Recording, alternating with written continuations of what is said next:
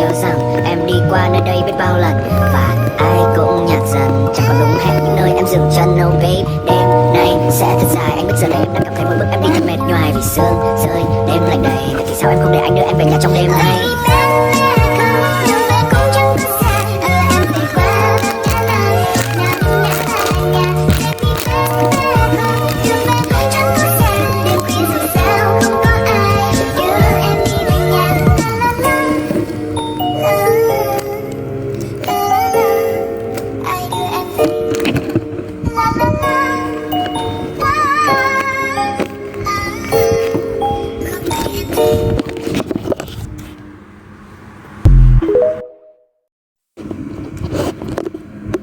Nụ cười ấm giờ đang nắng cho anh thêm mong mơ màng.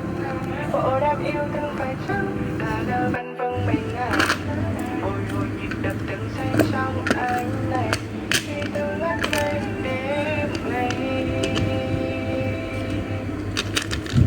Đã như tình say trong yêu nữa, lòng người đây đưa vào say sưa nụ cười em. Đêm miền Bắc bối rối, ngày không thơ đã mai gặp nhau và làm sao anh chẳng biết được đâu.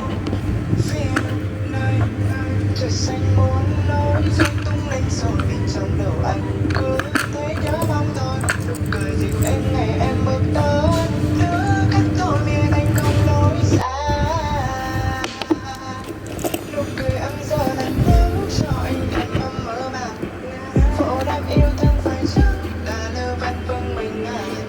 Từng ngày chỉ đợi chờ em thôi, chờ về bên tôi chơi với anh nằm mơ sớm tối.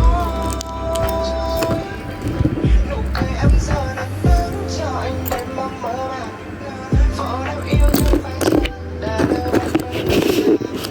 Mỗi nhịp đập từng giây trong anh này suy tư ngất ngây đêm nay. Phải làm sao giờ phải làm sao?